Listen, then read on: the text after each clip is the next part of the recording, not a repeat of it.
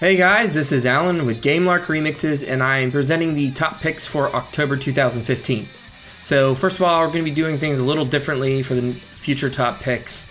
I kind of realized they were getting a little bit bigger than I wanted, so we're going to go back to just one artist, one song, and actually no video, and then we're going to be doing community news like albums and Pixel Mixer contests and albums.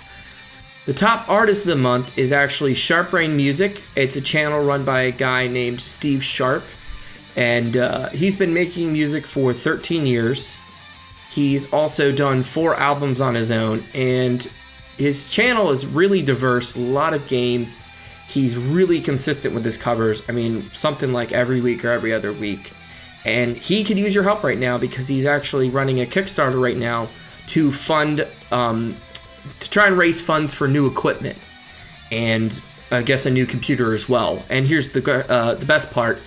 He's trying to get all this funding together for a new album, and then all the proceeds from this 5th album that he's working on is going to be going to charity, to a charity called Rhythmics Music. You can check out Rhythmics Music. I'll send a link up on the video so you can check that on your own, and a link for the Kickstarter as well. So yeah, Steve has been doing a great job on YouTube, really consistent, and just a great variety in his music. The top song of the month was an easy pick for me. It was Jackson Parodi's Brinstar Red Soil Swampy Area from Super Metroid. And I've heard a lot of covers for this song. It's a really great video game song. And I just thought this was one of the most breathtaking and original arrangements that I had heard. And, it was redefined, I guess, by the jazz arrangement. And it's kind of a step in a new direction for Jackson because he primarily does accordion covers. So he added a keyboard and a bass, and the instrumentation is just spot on, and all the instruments just complement each other so well. And the song, like I said, it was kind of transformed from a really melancholy song to something that's a little bit more just, I guess, like less lonesome sounding song, if that makes any sense. And another reason I picked this song was just because I have fond memories of Metroid Prime 2. I think it was Torvus Bog, which is the first area where you heard this track, and that was obviously a rearrangement of the original. But anyways, it's a song that stuck with me for a long time, so this was something that really, really impressed me. Moving forward, we're going to have the albums of the month, and obviously you guys probably know about the biggest album that came out in October, which was Materia. Something like 200 or more artists, 85 tracks. I purchased the album myself, and I've only made it to the 4th disc. It's just a huge album, but it's really diverse and it's really great. And I would encourage you all to, go listen to it. I think it's on Spotify as well if you can't afford to buy the album, but I think it's something like $15, so that's not too bad when you're looking at, 5 hours worth of music. And then the other album I wanted to talk about was the Secret Musician Project, and that was done by the Guitar Hero 198, Guitar Geek 25, AH Music, Shake Elite, Christian Richardson, Hell's Six Bells, G Dultima, Swiggles RP, Dan Link, and 16 Umano, who used to be Sir Blamble of Gam. And these guys came together to work on a special project where they each randomly assigned someone, kind of, I guess, like a partner, and then you would make a cover that your partner wanted to listen to. So you'd pick like a favorite game of theirs or a favorite soundtrack, and then you would make a remix for them. And I thought it was a really nice idea. The full album can be streamed in its entirety. I will put up a link for that. That's on Shake Elite's channel.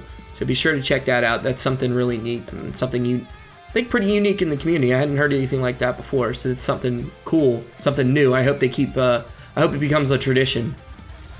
And finally, we can talk a little bit about Pixel Mixers.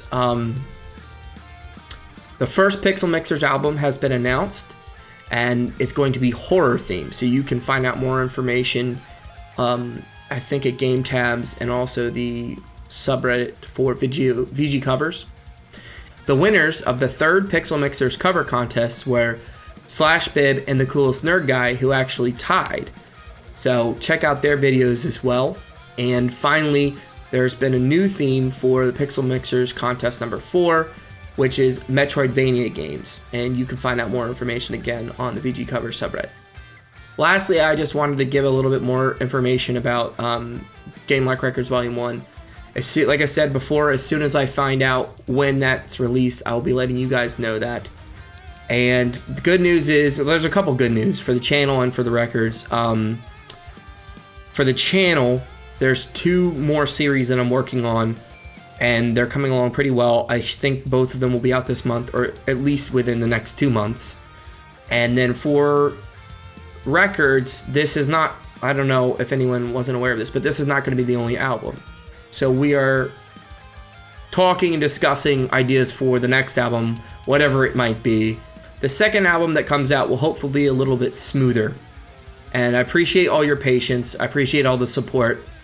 And then finally, I wanted to do a little bit of explaining about the Top Picks playlist, because this month it's only around 30 songs. And I've just kind of realized that they've gotten bigger and bigger and bigger. You know, I went from 30 songs to something like 60. So just to explain, in case anybody's wondering why, you know, they don't see their favorite song on there, these top picks are not just what I think are the best in the community for that month. It's personal favorites, meaning tracks that mean something to me.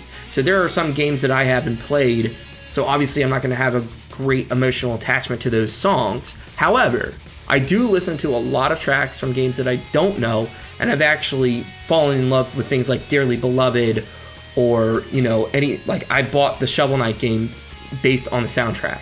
Same thing with Undertale.